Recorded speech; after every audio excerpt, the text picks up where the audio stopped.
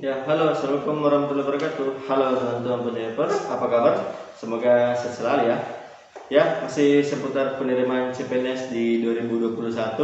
Kali ini saya akan berbagi apa sih rahasia sukses ranking 1 SKD maupun SKB. Ya, jadi silahkan teman-teman simak sampai selesai dan jangan lupa untuk like, komen, serta subscribe channel ini dan jangan lupa nyalakan loncengnya agar teman-teman tidak ketinggalan video menarik seputar CPNS ataupun P3K di channel ini ya.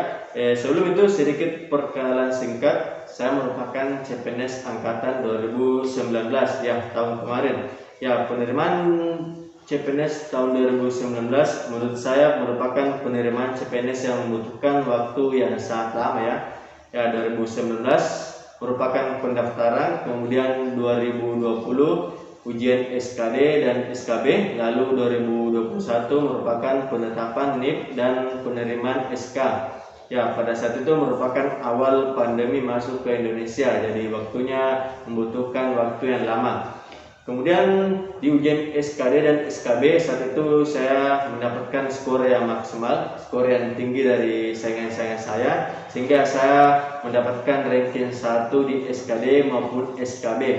Nah, untuk itu banyak yang bertanya-tanya, apa sih rahasia sukses dari bisa ranking 1 SKD maupun SKB? Ya, menurut saya pribadi ada dua faktor yang paling berpengaruh ketika kita ingin melakukan sebuah tes sehingga mendapatkan skor yang maksimal, skor yang tinggi agar bisa ranking 1. Yang pertama itu belajar, kemudian yang kedua berdoa. Ya, jadi usaha dan berdoa. Kita masuk yang pertama itu belajar. Ya, menurut saya salah satu faktor terpenting ketika kita ingin melakukan sebuah tes atau ujian adalah belajar. Ya, banyak orang di luar sana mendapatkan skor yang tinggi bisa jadi karena persiapan belajarnya yang sangat matang.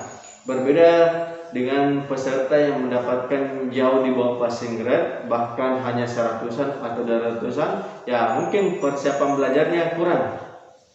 Ya, jadi ini sesuai dengan pengalaman pribadi saya ketika mendaftar di 2019, ujian di 2020, persiapan belajar saya itu sangat intens.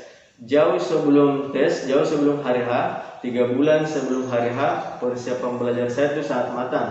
Kemudian untuk cara belajarnya juga saya ubah. Ya, misalnya belajar melalui media online seperti belajar di YouTube atau belajar melalui website ya. Kemudian juga ikut bimbel ataupun ikut tryout online. Lalu bisa juga bentuk kelompok-kelompok belajar yang ada di sekitar tempat tinggal kita bersama teman-teman CPNS yang ingin mendaftar. Ya, kemudian juga bisa belajar bertanya kepada teman-teman yang telah berhasil CPNS, berhasil lulus PNS di penerimaan sebelumnya ya. Jadi tidak ada salahnya teman-teman bertanya atau belajar kepada yang telah berhasil. Ya, teman-teman juga bisa buat jadwal belajar yang konsisten atau yang teratur. Misalnya hari Senin belajar TIU, kemudian Selasa belajar TWK, lalu TKP-nya belajar di hari Rabu.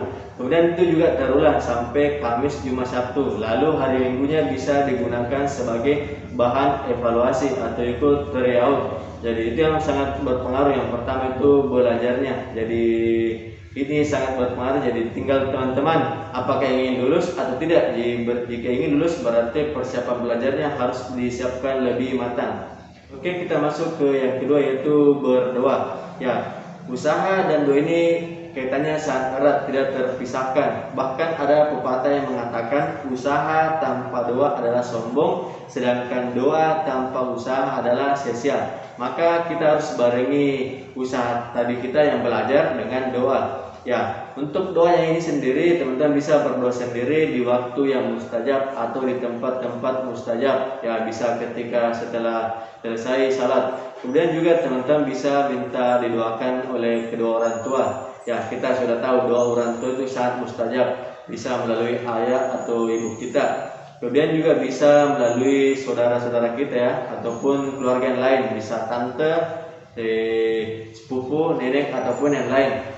atau bahkan juga teman-temannya juga bisa diminta doakan, atau gurunya juga. Intinya itu teman-teman harus perbanyak berdoa, dan jangan lupa juga barengi dengan sedekah, dan tak sedekah kepada siapapun. Yang jelasnya kita harus berbuat sedekah secara ikhlas. Ya, bisa jadi dengan sedekah juga itulah yang akan membantu kita nanti dimudahkan tesnya sehingga lulus. Ya, oke teman-teman, demikian dulu untuk video kali ini, semoga bermanfaat. Sekian dan terima kasih. Wassalamualaikum warahmatullahi wabarakatuh.